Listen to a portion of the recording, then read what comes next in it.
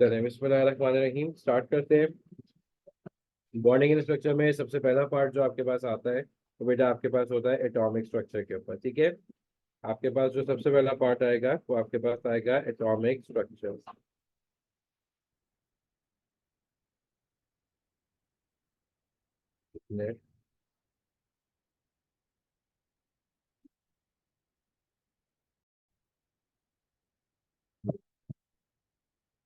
अच्छा, atomic structure में बेटा सबसे पहले आपके पास आता है कि एटम क्या चीज़ है। ठीक है, एटम आपको डिस्क्राइब करने को आए तो एटम आप किस तरीके से डिस्क्राइब करोगे, और एटम आपके पास आप उसके पास डिस्क्राइबिंग जो है और होगी। ठीक है, एटम जो है every matter is compose of an atom. ठीक है, जितने भी आपके पास मैटर है बेटा वो सब आपके पास क्या होते हैं, बेसिकली एटम से बने होते हैं।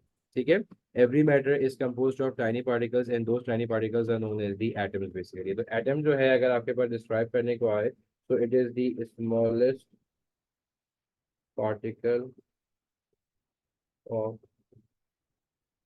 Matter that can not be divided further.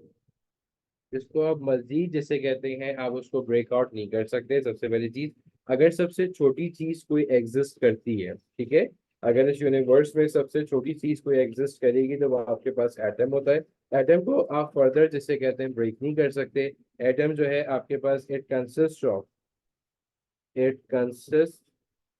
Of subatomic particle, electron, proton and neutron.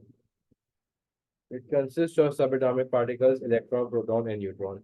जो इंपॉर्टेंट चीज ये है कि सब एटॉमिक पार्टिकल्स, इलेक्ट्रॉन होता है, प्रोटॉन होता है और न्यूट्रॉन होता है। ये थ्री सब एटॉमिक पार्टिकल्स हैं जो आपके पास होते हैं, जिसका आपके लिए पता होना जरूरी है। ठीक है, तो सबसे पहली चीज आपके पास एटम हो गया, smallest particle of matter that can divided further. It consist of subatomic particles, electron, proton and neutron. ठीक है, दैट ऑल द मैटर्स, दुनिया में जितने भी मैटर्स मौजूद हैं सबके सब जो है आपके पास बेसिकली वो एटम से ही बने हुए होते हैं। मैटर की डेफिनेशन अगर आप भूल गए हो तो मैटर आपके पास क्या चीज होता है, एनीथिंग दैट हैज मास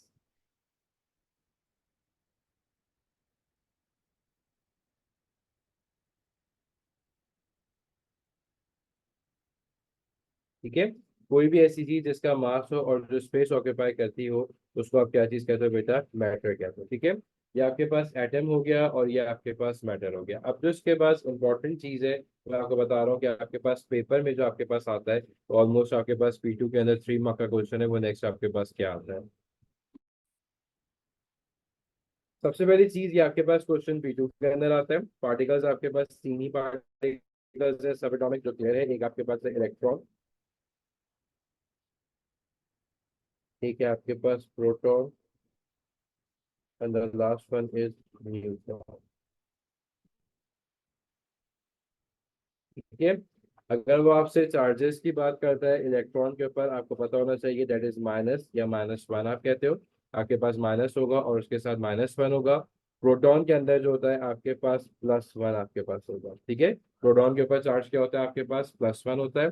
और न्यूट्रॉन के ऊपर दैट इज बिंग न्यूट्रल। अच्छा, इस तरीके से याद कर लें चंक्स के अंदर P for proton, P for positive. ठीक है, कि आपके पास P फॉर प्रोटॉन होगा और P फॉर पॉजिटिव होगा। N for neutron, N means no charge, आप इसकी जगह जीरो भी लिख सकते हो और नो चार्ज भी लिख सकते हैं। Choice is yours. ठीक है, जीरो भी लिख सकते हैं और नो चार्ज भी लिख सकते हैं। अच्छा, रिलेटिव मास जो होता है आपके पास अप्रोक्सीमेट मास को कहा जाता है। रिलेटिव मास जो है that is being the approximate mass के लगभग अंदाजन इसका मास जो है वो आपके पास इतना होगा। जैसे इलेक्ट्रॉन का आपके पास होता है वो आपके पास होगा भाई 1/1840, या आप उसको और अगर भूल जाओ तो नेग्लिजिबल भी कर सकते हो। अगर आप भूल जाओ तो नेग्लिजिबल मतलब सबसे ज्यादा जो लार्जेस्ट पार्ट होता है वो आपके पास इलेक्ट्रॉन होता है। ठीक है, तो अगर आपसे पूछेगा 1/1840 और अगर जहन से निकल जाए तो नेग्लिजिबल मतलब ना होने के बराबर लिख सकते हैं। प्रोटॉन का मास आपके पास 1 होता है और न्यूट्रॉन का मास आपके पास 1 होता है। इसका मतलब क्या है, कि सबसे ज्यादा जो लाइटेस्ट आपके पास है वो आपके पास कौन सा है, इलेक्ट्रॉन होगा। ठीक है, तो दिस इज इम्पोर्टेंट, ये आपके पास P2 के अंदर आता है, आपके थ्योरी के पेपर के अंदर ये वाला पार्ट आपके पास पूछते हैं। सो काइंडली ये 3 मार्क आपके हाथ के अंदर होते हैं, जिसको याद होगा वो ये कर सकता है, जिसको याद नहीं होगा उसके लिए डेफिनेटली इसको करना जो है आपके लिए मुश्किल हो जाएगा। ठीक है, so moving towards the next, आपके पास इसका स्ट्रक्चर। स्ट्रक्चर सबसे इम्पोर्टेंट है, स्ट्रक्चर के बारे में पता होना आपको चाहिए है कि ये आपके पास ये पोजीशन कहाँ पर होते हैं।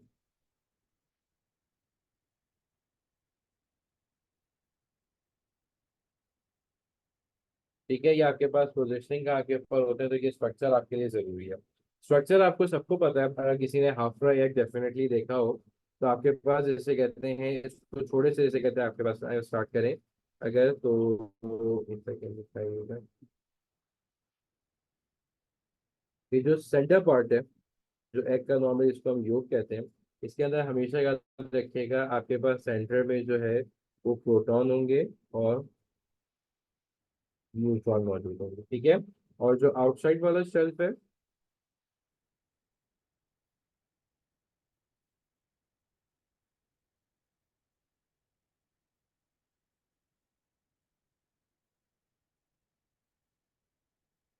वो आप शेल कहते हैं। ठीक है, this is basically the shell, ये शेल है आपके पास, और इसके अंदर जो है बेटा वो आपके पास इलेक्ट्रॉन मौजूद होता है।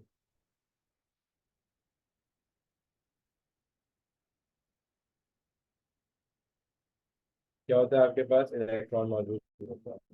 तो हो गया, उसके अंदर क्या मौजूद होता है आपके पास, इलेक्ट्रॉन। ठीक है, तो उसको स्टेटमेंट में अगर आपके पास लिखने को है तो आप कैसे लिखोगे, that proton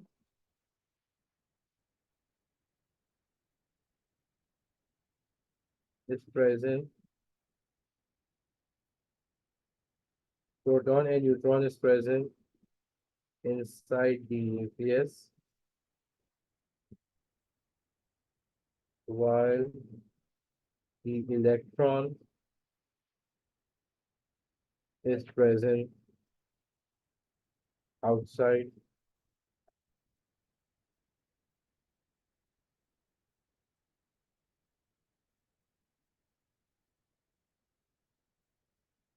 proton and neutron is present inside the nucleus में आपके पास होते हैं, while the electron is present outside the nucleus in shell. ठीक है, ये सबसे पहले आपके पास क्लियर आउट होना जरूरी है कि प्रोटॉन न्यूट्रॉन आपके पास सेंटर में न्यूक्लियस में मौजूद होगा, और इलेक्ट्रॉन जितने भी होते हैं वो आपके पास शेल में मौजूद होते हैं। शेल के लिए याद रखिएगा एक और वर्ड जो एग्जामिनर बहुत प्रेफर करता है, जो यूज अक्सर करता है, दैट इज बीइंग ऑर्बिट। ठीक है, ऑर्बिट का वर्ड भी जो है वो इसकी जगह आपके पास यूटिलाइज करता है और आपके पास आता है, तो ये चीज आपको याद रखना है। ठीक है, इसके चार्जेस, इस पे किसके कौन से चार्जेस है वो आपको पता होने चाहिए। सबएटॉमिक पार्टिकल्स कहते हैं इलेक्ट्रॉन, प्रोटॉन और न्यूट्रॉन को, ये वाला पार्ट आपके पास पूरा का पूरा आपको क्लियर होना चाहिए। ठीक है, तो इसमें जितना भी आपको दिया कॉन्सेप्शनल के साथ साथ आपके पास लर्निंग भी है जो आना आपके लिए जरूरी है। ठीक है, अच्छा कुछ फैक्ट्स हैं जो आपको बेसिकली एटॉमिक स्ट्रक्चर के बारे में आपको क्लियर होना जरूरी है, जो आपको पता होनी चाहिए। ठीक है, तो वाले फैक्ट्स इंपॉर्टेंट है और आपके पास हो जाएंगे। ठीक है, सबसे पहले आपने उसका स्ट्रक्चर देख लिया, आपको स्ट्रक्चर का आपको पता चल गया। ठीक है, फैक्ट आपके पास ये होता है कि N atom always contain the equal number of proton and electron. जितने भी एटम होते हैं हमेशा उसके अंदर इलेक्ट्रॉन, प्रोटॉन और इलेक्ट्रॉन हमेशा सेम होता है। अगर किसी के अंदर 6 प्रोटॉन है तो 6 इलेक्ट्रॉन होंगे, 7 प्रोटॉन है तो 7 इलेक्ट्रॉन होंगे। So we always have the equal number of electron and proton in the outermost shell. हमेशा का ये चीज होता है, तो equal number of electron and proton आपके पास जो है वो हमेशा मौजूद होते हैं। ठीक है, तो an atom always contain the equal number of proton and electron आपके पास हमेशा मौजूद होगा। प्रोटॉन आपके पास इन द न्यूक्लियस होगा, इलेक्ट्रॉन आपके पास in the outside the shell, outside the nucleus in the shell. ठीक है, ये आपके पास ये होगा। ठीक है, ये बात याद रखिएगा कि most of the space in an atom is empty.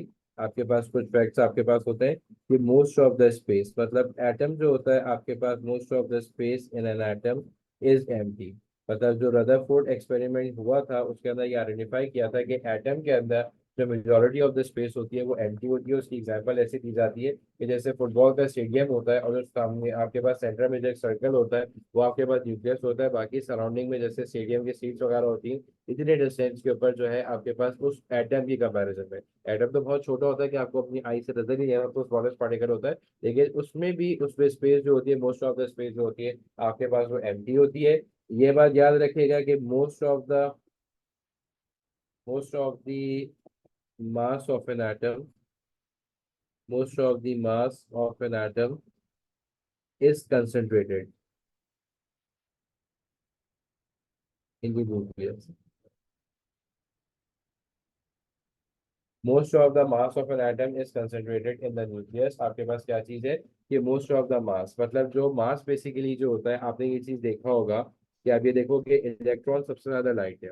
असल मास जो है एटम के अंदर वो प्रोटॉन और न्यूट्रॉन का ही है। तो इस बेसिस के ऊपर जो मास आपके पास ज्यादातर, जो आपके पास मास एटम में कंसिडर किया जाता है वो कंसेंट्रेट मतलब होता किस तरफ है, न्यूक्लियस, क्योंकि न्यूक्लियस के अंदर आपके पास प्रोटॉन और न्यूट्रॉन मौजूद होता है। ठीक है।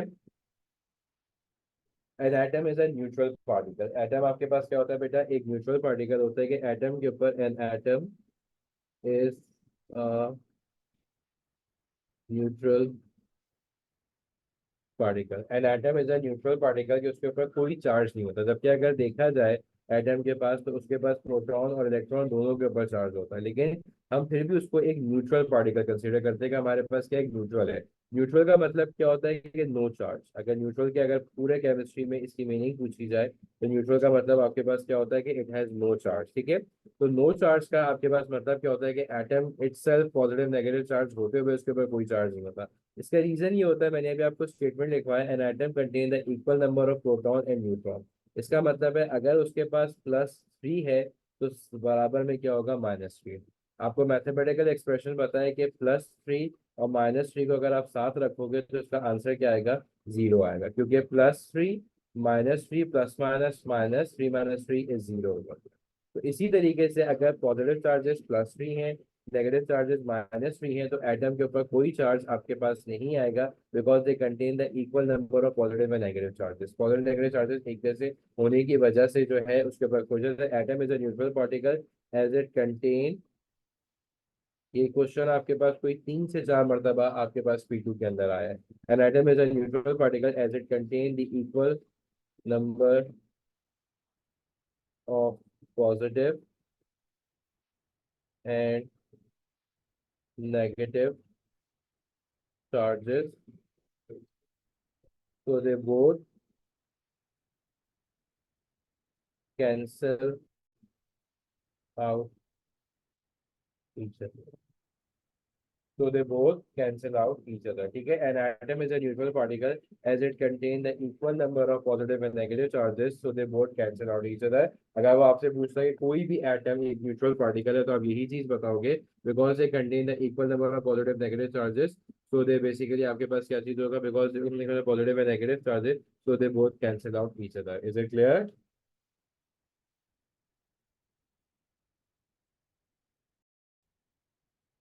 तो आपके पास एटम जो होगा इसीलिए आप उसको न्यूट्रल पार्टिकल कंसीडर करते हो। ठीक है। अब ये आपके पास कुछ फैक्ट्स है एटम के, जो इंपॉर्टेंट फैक्ट्स है जो आपको पता होने चाहिए। ठीक है। एन एटम आपके पास जो होता है electron, an atom gets a charge on it once it loses और गेन दी इलेक्ट्रॉन। ठीक है। आपके पास an atom gets a charge on it. Atom जो है वो आपके पास एक चार्ज जिसे कहते हैं आता है उसके ऊपर, जब वो एक दफा अपने इलेक्ट्रॉन और प्रोटॉन को लूज और गेन करता है। देखो, लूजिंग और gaining is a part of the process. Basically atom जो है अपने अपने आप को स्टेबल करने के लिए, कि आपके पास अभी आप आगे बढ़ोगे, ये जो आपने शेल देखा, इन शेल्स की एक लिमिट होती है। ऐसे पहले ये फर्स्ट शेल है, ऐसी पे सेकंड शेल आएगा, ऐसी पे थर्ड शेल आएगा। ये सब इनकी एक लिमिट कंसीडर की जाती है। इसकी अगर लिमिट आप जिसे कहते हैं, जब ये फुल हो जाता है फिर आप नेक्स्ट उसके ऊपर जाते हो। तो अपने आप को स्टेबल करने के लिए, अभी आप आगे ये सीखोगे कि स्टेबिलिटी से मुराद क्या होती है। स्टेबिलिटी का मतलब क्या होता है, अगर कोई शेल आपके पास जो है वो खाली है, लाइक उसको वो इनकम्प्लीट है, उसको कंप्लीट करने के लिए आइदर बाय लूजिंग और गेनिंग। अभी आप 2 मिनट बाद सीख जाओगे कि लूजिंग गेनिंग का मतलब आपके होता है क्या, उसको आप क्या चीज कहते हो, तो उसके ऊपर क्या आता है, चार्ज आता है। ठीक है, एन एटम, ये पॉइंट भी मैं लिख देता हूँ, एन एटम लूज और gain the electron in order to become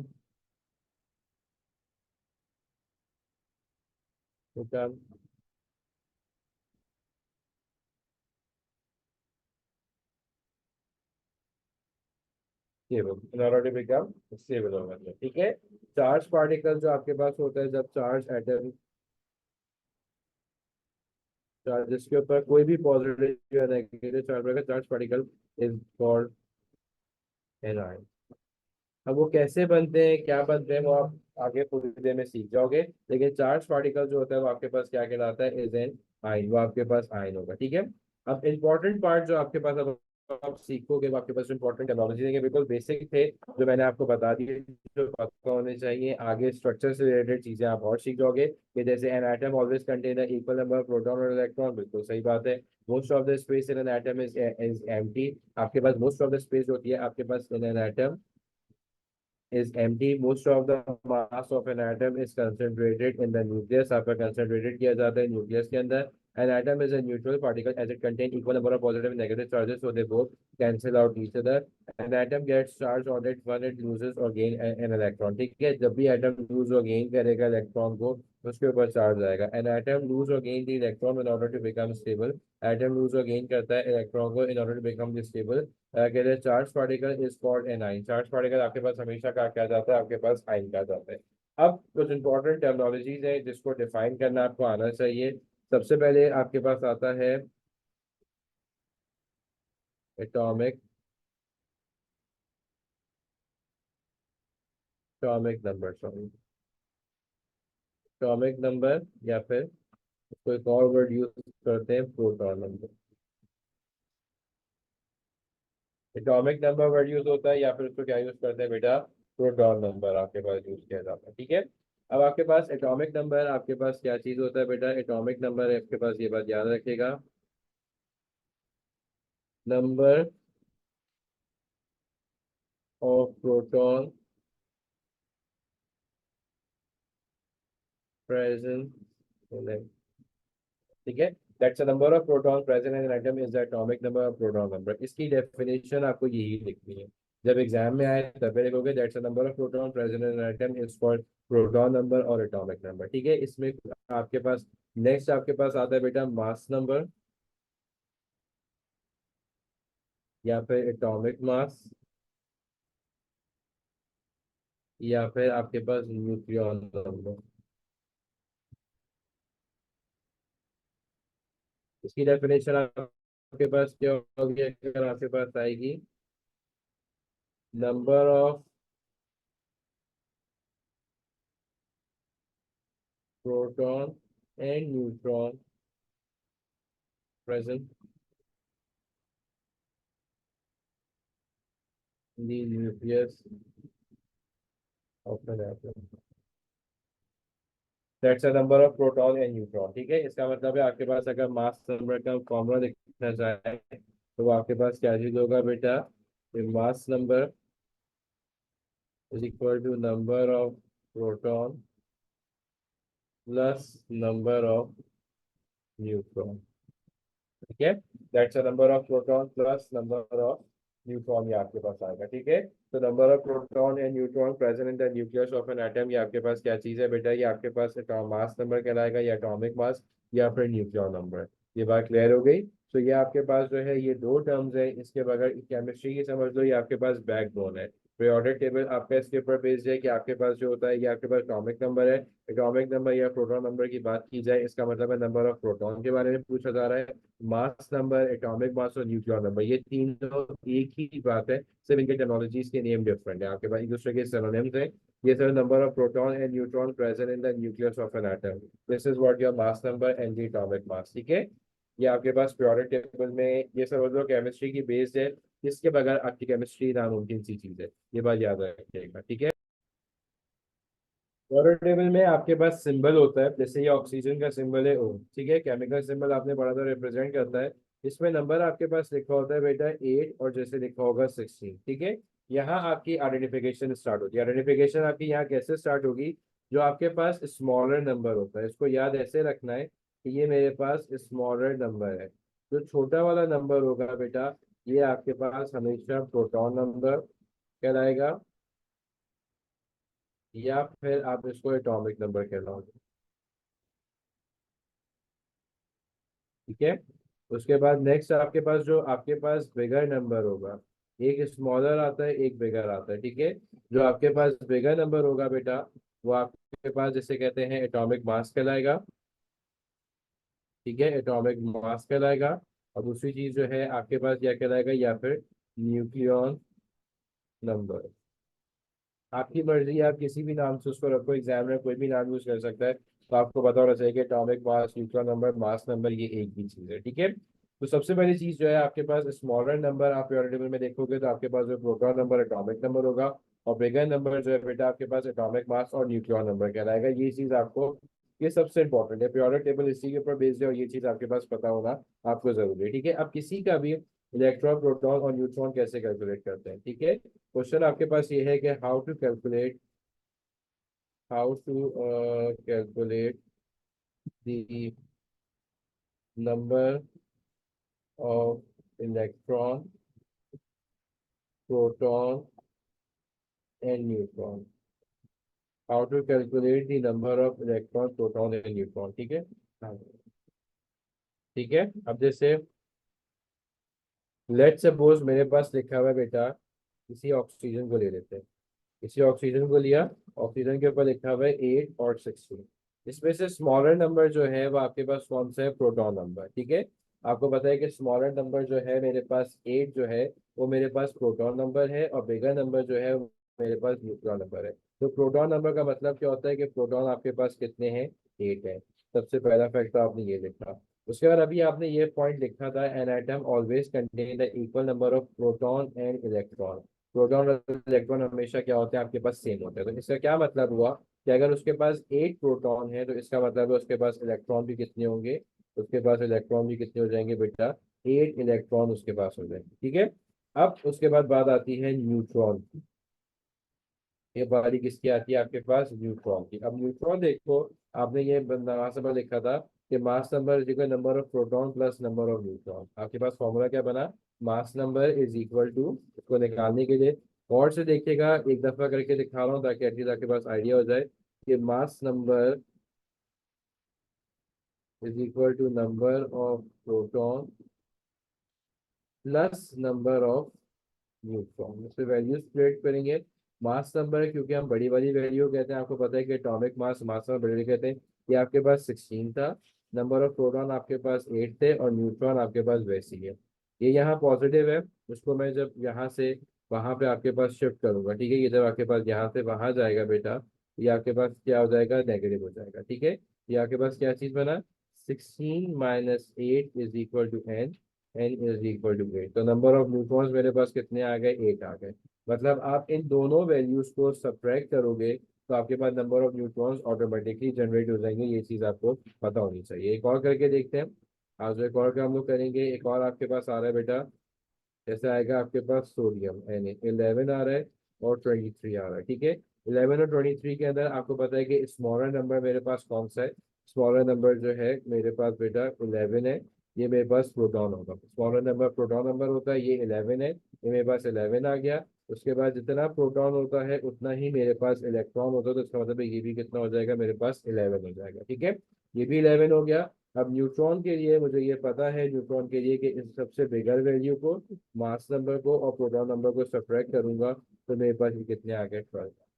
directly बस सब्ट्रैक्शन करो, बिगर माइनस स्मॉलर, आपके पास खुद ही जिसे कहते हैं नंबर ऑफ न्यूट्रॉन्स जनरेट हो जाएंगे। एक और करते हैं, लास्ट वाला, आपके पास लास्ट पार्ट करते हैं, फिर आगे की तरफ चलते हैं। यहाँ पे कर लेते हैं, इधर ले लेते हैं बेटा आपके पास, उसके बाद ले लेते हैं कैल्शियम। कैल्शियम बेटा होता है 20 और 40। फर्स्ट 20 के at least symbol proton number nucleon number आने चाहिए। मैं यही नहीं कह रहा कि आपके पास गिवन नहीं होंगे, पेपर में आपको प्योर टेबल जरूर दिया जाएगा, लेकिन पेपर को आसान बनाने के लिए अपने लिए मुश्किल ना करें। बेहतर ये होता है कि आप जैसे कहते हैं आपको नंबर ऑफ, आपको जैसे कहते हैं फर्स्ट 20 के प्रोटॉन नंबर न्यूक्लियन नंबर और उसके सिंबल्स याद होने चाहिए ताकि आपके आइडेंटिफिकेशन में आसानी हो। लेकिन आगे जैसे ही जाएंगे वो तमाम चीजें याद होती चली जाएंगी, ठीक है। अब इसमें देखो स्मॉलर नंबर मेरे पास 20 है, इसका मतलब है मेरे पास प्रोटॉन कितना हो जाएगा, प्रोटॉन भी मेरे पास 20 हो जाएगा। अब जितना प्रोटॉन होता है उतना ही मेरे पास क्या होता है, इलेक्ट्रॉन भी उतना ही मौजूद होता है। इसका मतलब है मेरे पास इलेक्ट्रॉन कितना होगा, मेरे पास बेटा इलेक्ट्रॉन भी कितना हो जाएगा, 20 हो जाएगा। उसके बाद नंबर ऑफ न्यूट्रॉन्स के लिए याद रखेगा बेटा कि आप इस बिगर वैल्यू को 40 -20 करोगे तो ये भी आपके पास कितना आ जाएगा, 20 आ जाएगा। इससे हर दफा जरूरी नहीं है कि number of proton electron neutron तीनों बराबर हो। प्रोटॉन इलेक्ट्रॉन तो बराबर होते हैं बेटा, लेकिन न्यूट्रॉन नंबर कभी ज्यादा होता है या कभी पे इक्वल होता है, डिपेंड्स कि वो एटम आपके पास कौन सा है, ठीक है। तो ये आपके पास इस तरीके से आप कैलकुलेट कर सकते हो नंबर ऑफ इलेक्ट्रॉन प्रोटॉन और न्यूट्रॉन। अगर इसमें कोई कंफ्यूजन है तो केमिस्ट्री के आगे प्रोसीडिंग होना बहुत मुश्किल है। तो सबसे पहले इसको कैलकुलेट करके देखिए कि जो आप कैलकुलेशन कर रहे हैं वो आपके पास सही आ रही है या आपकी नहीं आ रही है। नेक्स्ट है आपके पास isotopes.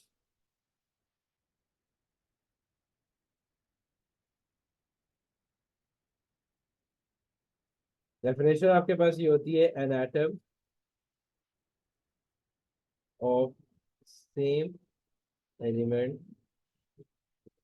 that have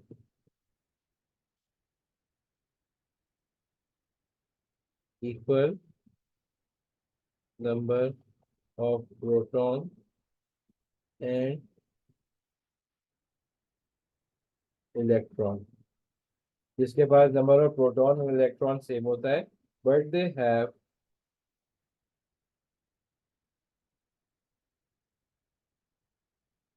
different number of neutron, ठीक है। An atom of the same element that have the equal number of proton and electron, इसका प्रोटॉन और इलेक्ट्रॉन आपके पास इक्वल होता है but they have the different number of neutron, ठीक है। ये 2 मिनट बाद समझ आ जाएगा मैं बात क्या करना चाह रहा हूँ, ठीक है। एग्जाम्पल देते हैं ऑक्सीजन से। ये आपके पास लेट सपोज मेरे पास ये ऑक्सीजन एटम है, ऑक्सीजन से लेता हूँ। मेरे पास ये क्या है, 8 और 16 है, ठीक है। अब मैंने देखा कि मेरे पास के भाई प्रोटॉन कितने हैं। मैंने स्टार्ट किया, मेरे पास प्रोटॉन मुझे पता है कि स्मॉलर नंबर जो होता है मेरे पास नंबर ऑफ प्रोटॉन होता है, तो मैंने इसमें 8 प्रोटॉन लिखे, ठीक है। जितना प्रोटॉन होता है उतना ही मेरे पास इलेक्ट्रॉन होता है।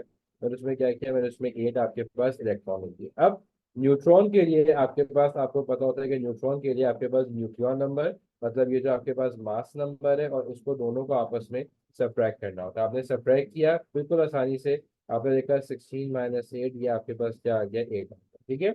ये आपके पास एक आइसोटोप आप कह सकते हो ऑक्सीजन का है। अगर वो आपसे कहेगा कि नेक्स्ट आइसोटोप लिखो, तो आप क्या चीज करोगे बेटा, 8 16 करके आपने इसमें एक नंबर इंक्रीज कर दिया, ठीक है। अभी गौर से देखना एक नंबर क्या क्या, देखो उसने क्या बोला कि they have the equal number of proton and electron. तो प्रोटॉन इलेक्ट्रॉन को तो ये रिप्रेजेंट करता है, नंबर ऑफ प्रोटॉन जो होता है वो आपके पास यही होते हैं ना, ये वाले नंबर। तो ये वाला नंबर हमेशा सेम रहेगा, जो स्मॉलर नंबर है वो आपके पास हमेशा सेम रहेगा। इसमें आप एक नंबर ऐड कर दो, तो फर्स्ट आइसोटोप सेकंड आइसोटोप के अंदर आप एक नंबर आप इसके अंदर क्या चीज करोगे बेटा, ऐड ऑफ कर दो। अब आपके पास क्या चीज हुआ, बिल्कुल रिलैक्स होकर देखना, आपने क्या किया, प्रोटॉन इज इक्वल टू 8, उसके बाद इलेक्ट्रॉन, ये भी आपके पास कितने, 8 हुए। अब अगर मैं न्यूट्रॉन की बात करूंगा, न्यूट्रॉन के अंदर आप देखो आपके पास क्या है, 17 - 8, आई गॉट 9।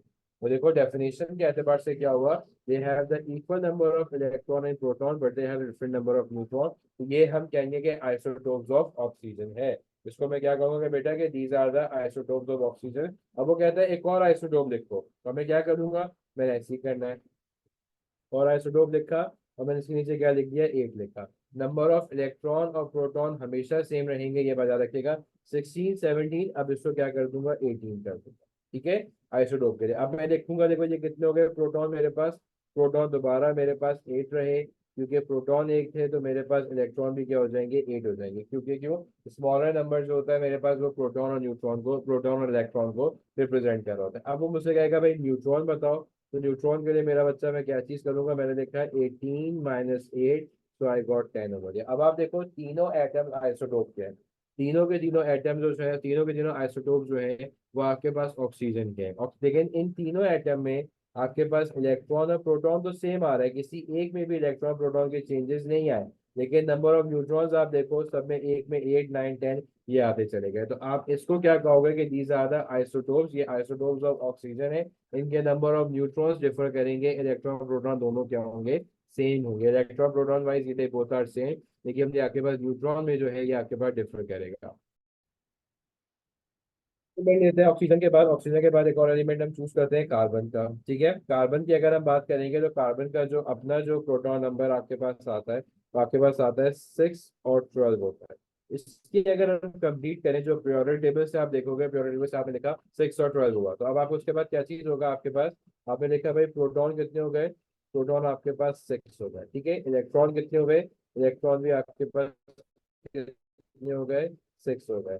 अब न्यूट्रॉन में आपके पास क्या चीज होगा बेटा, न्यूट्रॉन के अंदर 12 - 6, तो ये आपके पास 6 आ गया। ठीक है, तो न्यूट्रॉन में मेरे पास कितने आ गए, 6 आ गए, ये चीज आपको याद रखना है।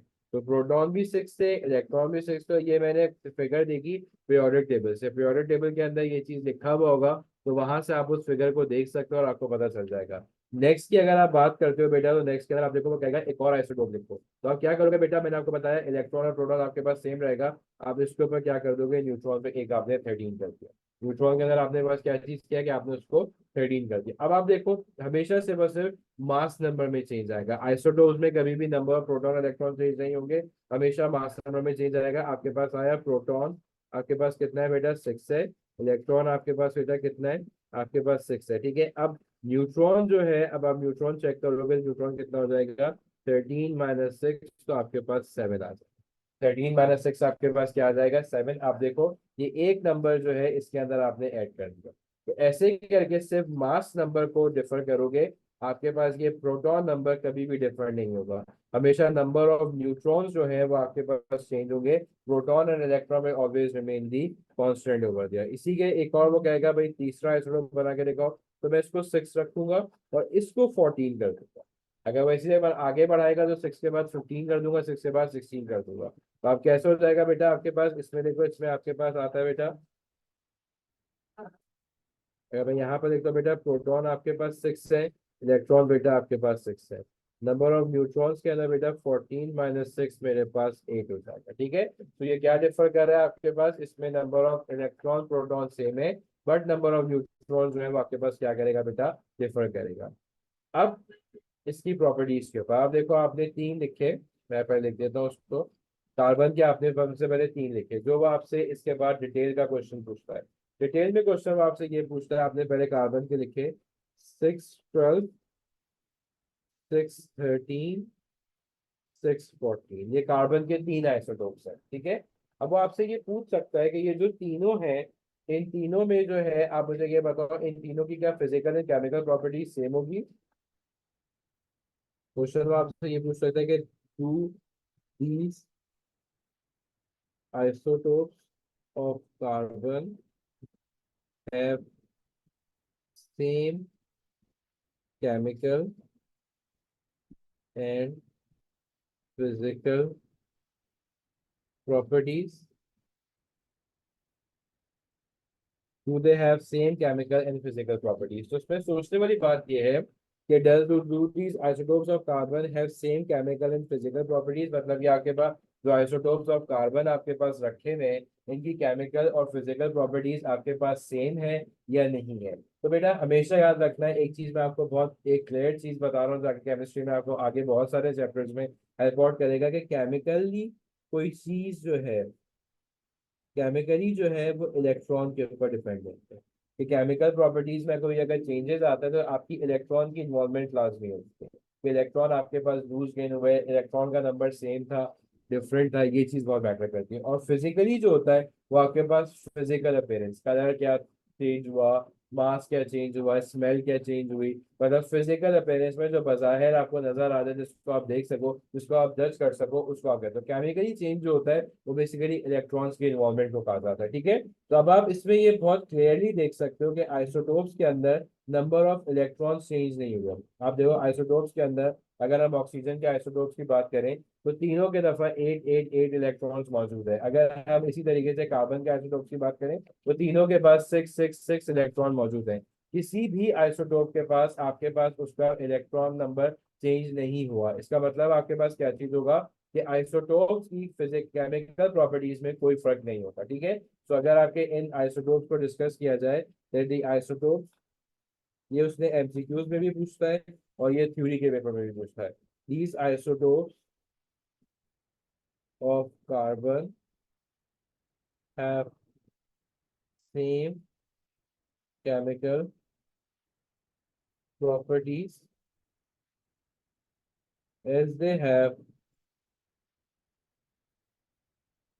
same number of electrons in atom, while physical properties आपकी चेंज करेगी, क्योंकि फिजिकल प्रॉपर्टीज देखो मास चेंज होगा। नंबर ऑफ न्यूट्रॉन जो है पहले यहाँ पे 6 थे, फिर यहाँ पे 7 हुए, फिर यहाँ पे 8 हो गए, ठीक है। तो आपके पास जो ये मास चेंज हो रहा है, इसके मास चेंज चेंज होने की वजह से आपके पास फिजिकल प्रॉपर्टीज क्या होगी, क्योंकि आपके पास, आपने बिल्कुल शुरू में इनिशियल पढ़ा था बेटा कि आपके पास जो है इसका ये मास आपके पास होता है, न्यूट्रॉन का ये मास आपके पास होता है, ठीक है। तो इसलिए जो है ये चीज आपको पता होनी चाहिए कि आपके पास while physical properties changes as number of neutron increases, the mass of an atom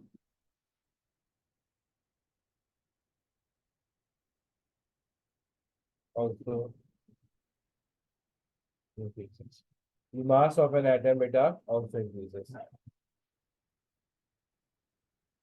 तो ये चीज याद रखिएगा कि आइसोटोप जो है आप किसी के भी बनाओ, वो ऑक्सीजन के दे, वो कार्बन के दे, वो नाइट्रोजन के दे, पहला वाला आप पीरियोडिक टेबल से देखोगे, बाकी फिर एक एक दफा आप उसके नंबर को ऐड कर दोगे, ठीक है। उसके बाद वो आपसे ये पूछेगा कि इनकी केमिकल और फिजिकल प्रॉपर्टीज, तो आप यही चीज बताओगे भाई केमिकल प्रॉपर्टीज जो इनकी सेम होती है, because they have the equal number of electron in all three isotopes, या 3 4 वॉट एवर जितने भी आइसोटोप्स मौजूद है, ठीक है। और मास नंबर जो है आप, क्योंकि मास चेंज होता है इस वजह से जो है इसकी फिजिकल प्रॉपर्टीज के ऊपर टोटली अफेक्ट पड़ता है, फिजिकल प्रॉपर्टी चेंज होती है, क्योंकि मास एक फिजिकल प्रॉपर्टी का पार्ट है। तो physically they actually different from each other. तो ये चीज आपके पास, आपको क्लियर होना आपके लिए जरूरी है।